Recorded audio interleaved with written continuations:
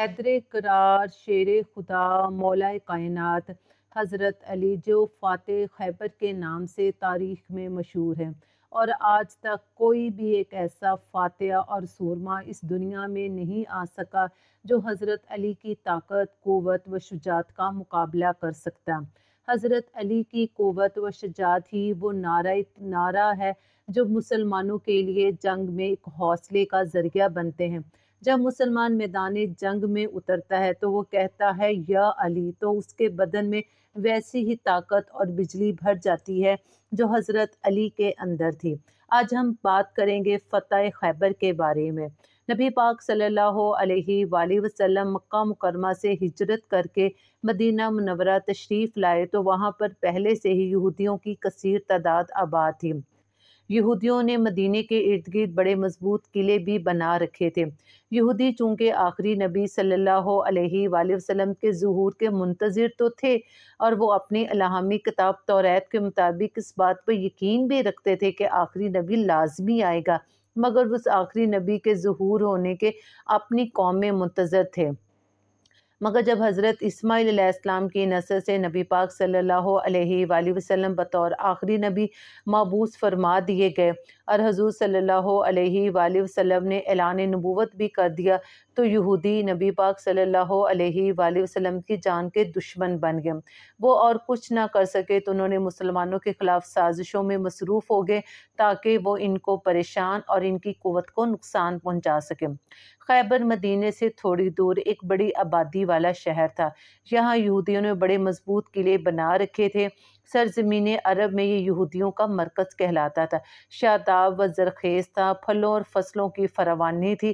اگرچہ یہودیوں سے حضور صلی اللہ علیہ وآلہ وسلم نے کئی امن معاہدے بھی کر رکھے تھے، مگر یہودی بد عہد، بد نیت اور بد فطرت تھے۔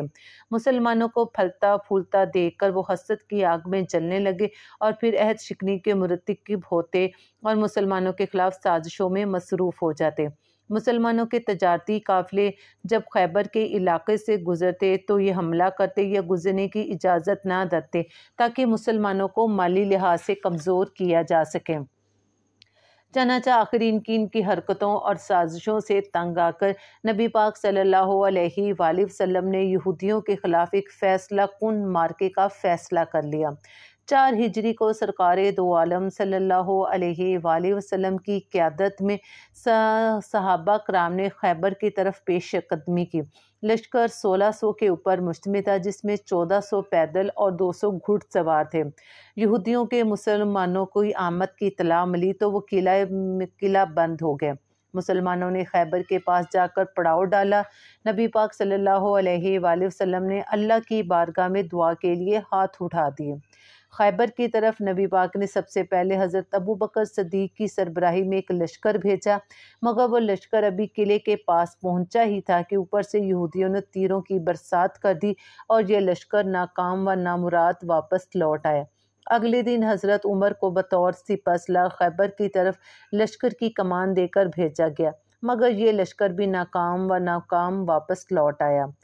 رات کو نبی پاک صلی اللہ علیہ وآلہ وسلم نے تمام صحابہ کرام کو اکٹھا کیا اور فرمایا، میں کل جنگ کا علم اس شخص کو دوں گا جس کے ہاتھوں اللہ فتح نصیب کرے گا، اور یہ وہ شخص ہے جو اللہ اور اس کے رسول سے محبت رکھتا ہے، اور اللہ اور اس کا رسول بھی اس سے محبت رکھتے ہیں۔ تمام رات صحابہ کرام اضطراب میں سوچتے رہے اور وہ خواہش کرتے رہے کہ اگلی صبح وہ خوش نصیب وہی ہوں۔ صبح طلوع ہوئی، تمام صحابہ کرام نبی پاک صلی اللہ علیہ وآلہ کے پاس جمع ہو گئے۔ حضور نے ایک نظر سب کو دیکھا اور پوچھا، علی کہاں ہے؟ صحابہ نے جواب دیا، ان کی آنکھوں میں تکلیف ہے۔ حضور نے علی کو بلایا اور اپنا لباب دہن علی کی آنکھوں پہ لگایا، جس سے حضرت علی کی آنکھوں کی تکلیف جاتی رہی۔ حضرت علی فرماتے ہیں، اس کے بعد کبھی بھی میری آنکھوں میں تکلیف نہیں ہوئی۔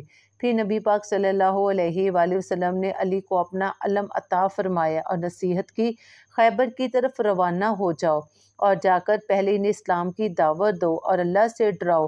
اگر وہ حق کی دعوت قبول کر لے تو یہ تمہارے لیے 100 سرخ اونٹ اللہ کی راہ میں خیرات کرنے سے بہتر ہے۔ حضرت علی لشکر لے کر خیبر کی طرف روانہ ہوئے اور قلعے کے سامنے جا کر اپنا علم گاڑ دیا۔ خیبر کا قلعے کا دروازہ کھلا اور یہودیوں کا سردار مرحب قلعے سے باہر آیا۔ مرحب ایک دیو ہیکل اور جنگجو شخص تھا۔ یہودیوں کو مرحب پر بڑا مان تھا اور وہ مرحب کو 100 سپاہیوں کے برابر قرار دیتے تھے۔ یہودیوں کا یہ سپہ سالار رجس پڑھتے ہوئے آگے بڑھا اور بولا، خیبر جانتا ہے میں مرحب ہوں، اسلحہ پوش ہوں، بہادر ہوں۔